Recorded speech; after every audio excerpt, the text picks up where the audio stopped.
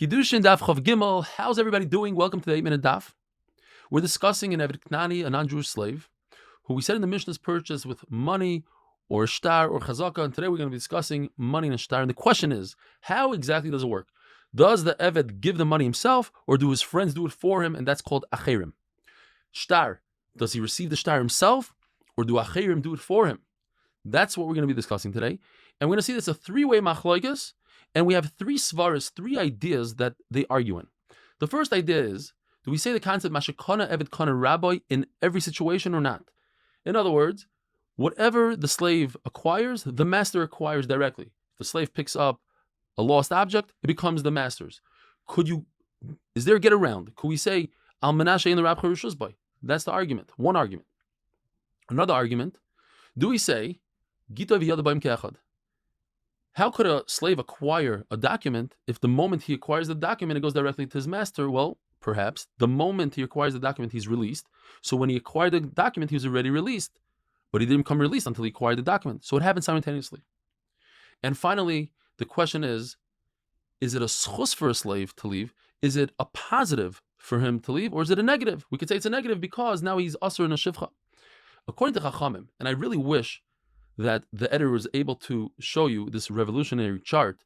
There's explanations for every box. Perhaps I'll show some of it. But according to Chachamim, as you see, there's 4 check marks by Chachamim. It doesn't matter if it's kesef or shtar, and it doesn't matter if he himself does it or acherim do it for him.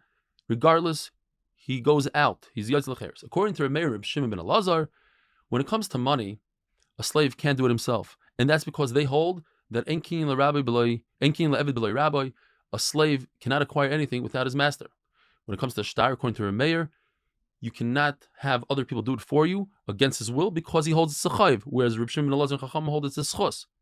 But when it comes to kesef, according to Remeir, it's too bad that it's a chayiv. We don't even consider the eved at all. Why? Either Rava says kabbalas rabbi garma, the master, as soon as he gets the money, the slave is free, so we don't care about the slave at all.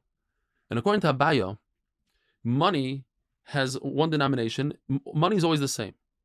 So money that could acquire a slave, anybody could come to the master and purchase the slave. So that person could just go over to the master and give him money and the slave goes free. According to Reb Shimon ben Elazar, you cannot have an eved receive a shtar on his own behalf because he argues with the concept of gita v'yada b'im ke'echad. He holds ein gita v'yada b'im ke'echad. Reb Shimon ben Elazar learns Gzeir Shava la me'isha, that just like a wife, you have to give a get to your wife and put it in another domain. In other words, in the wife's domain, she's an independent person. So too, the slave, the master has to put the document in somebody else's domain, not in his own domain, but the slave is considered his domain. Chacham, who also learned this Gzeir Shava Lala Misha, they say just like a wife accepts a get by herself, so too a slave could accept a get for himself. According to everybody, an Eved could make a shliach, could appoint an agent to receive his shichur, get shichur, just like a woman could appoint an eved. Even according to Reb Shimon Elazar, that a slave himself cannot accept a get for himself, but because he's in the parsha of get, shichur, in other words, a slave could accept a get for his friend slave that works for another master. So therefore he's in the parsha, therefore he can appoint an agent for himself.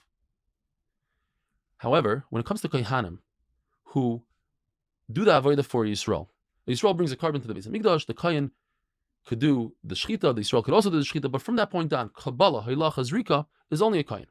Now, what if you have a kohen that's not allowed to benefit the Yisrael? The Yisrael said, I'm mudra hana from this kohen, I don't have any benefit from him. Well, if you look at the kohen as a shliach from HaKadosh Baruch Hu, it's not a problem. He could continue the avodah. But if he's the shliach of the Yisrael, then it's a problem. Well, here's the thing. A Yisrael is not in the parsha of Kabbalah, Haylacha, Zrika at all. So therefore, it would be mutter for the kohen to be makriv for this Yisrael. It's not in shlichus. It's not a concept of shlichus. It's from the Rebbeinu Shalom. According to everybody, a slave doesn't have a kinyan without his master, and the same thing would apply to a woman without her husband. According to Rav Sheshes, the machlekes Remeir and Chachamim is, what if you gave the eved money on condition that the master has nothing to do with it? Al-Menashe and the Rabbi Rishusbad. Remeir says that doesn't work because as soon as it hits the slave's hand, it becomes the master's. According to Rabbi Lazar, everybody agrees that if you say Al Menashe and L'Rabcha Rishusbay, it goes directly to the master. So where's the machlokes? The machlokes is if you give the money to the slave and you say, Not al-manas she'ein rak reshus bo, but rather you say al-manas that you go out with this money. According to Chachamim, the slave never was zoich in the money. It never became his. It went directly to the master, so to speak. And therefore, it was never the master's when he grabbed it. And it's a good kinyan. You could go out with that. And Rabbi Isai, have a wonderful day.